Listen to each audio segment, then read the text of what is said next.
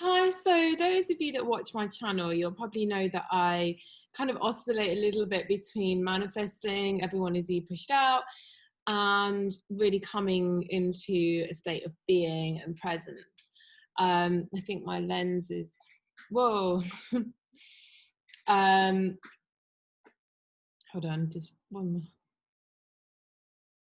Um, so basically I've been trying to understand, the ultimate state of being, whether it's to control and direct your reality and your future, or to just be and allow the soul to take over and just literally to tune into the intuition.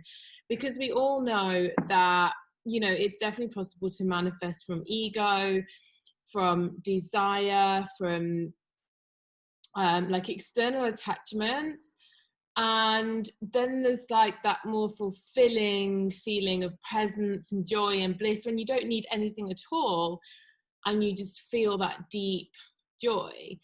But then that you can feel that in every area of life. So we get to the point where do you just flow and allow and just like accept everything and not judge it and just allow it to flow through, kind of Eckhart Tolle style, or do you direct your path in some way? I mean, I don't claim to have all the answers. I don't think anyone has the answers. Everyone has their own truth on this. I'm just here to kind of share my findings of where I'm currently at.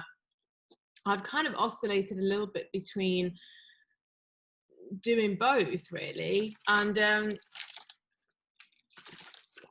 what I've found is that you kind of feel intuitively driven when to do both as well. And I think there's some kind of balance we found in the middle of conscious manifesting, which is getting into that state of being and manifesting from that place, which at that point, it would just be a fleeting thought. It would just be, oh, that would be nice, or it would be interesting to try this. And you're still having that thought with no judgment, and it's not making you happy. It's not like, oh, if I manifest this person, then I'll be happy and I'll feel loved. And if I manifest this job, then I'll have the money. It's like taking away that need for happiness from the external, and it's consciously manifesting from a place of inner union and inner unity of saying, I'm full, I'm surrendered, I'm being. And it'd be fun to try this, or it'd be fun to have this, or it'd be fun to have this specific person. And that's actually the prime conditions for manifesting anyway, which is where they all tie into one. Because I've definitely manifested things very successfully where there's still a place of, you know, seeking fulfillment outside of me, and they've all ended up being kind of deeply unfulfilling at the end of the day, or they haven't lasted. And maybe I have manifested them from that pure state, but then I've very quickly slipped out of it. So everything really is about the state if you want to maintain that joy even from that thing. Because yeah, you can manifest your specific person back, you can manifest a marriage, you can manifest a house, but if you don't stay in that inner alignment of joy and inner joy and not relying on that for your happiness, then you're just gonna always have some fear of losing it, or you are gonna lose it, or doubts will start to creep in.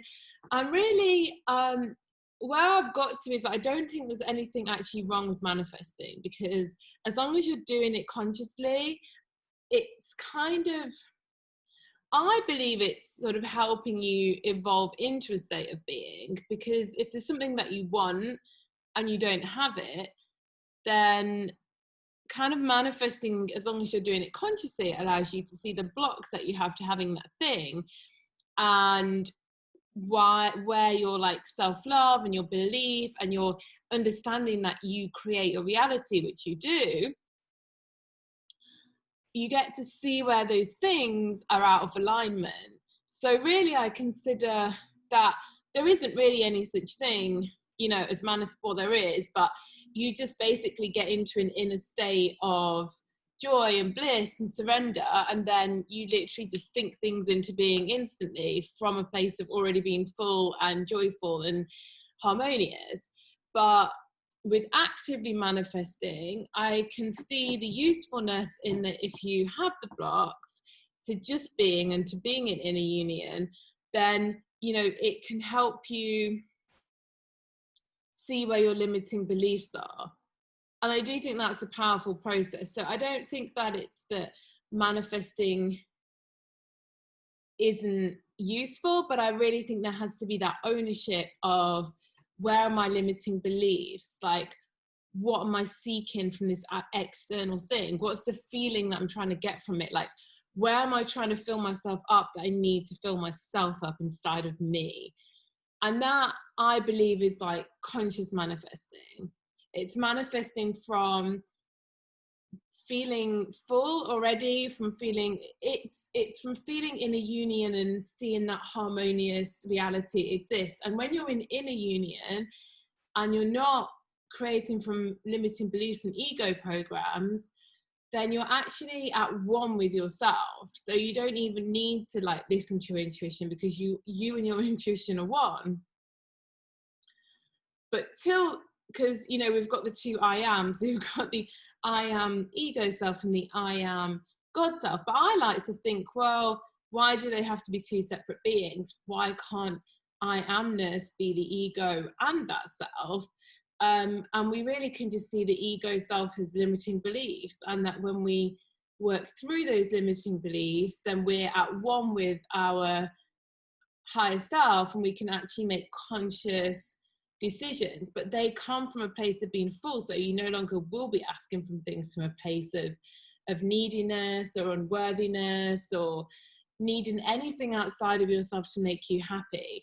So where I've gotten to on the journey is that the number one thing is, and I believe this will really help you with manifesting anyway, is to really come into that inner union and to work on sort of busting through all the limiting beliefs that you have, that and to stop trying to seek something outside of yourself.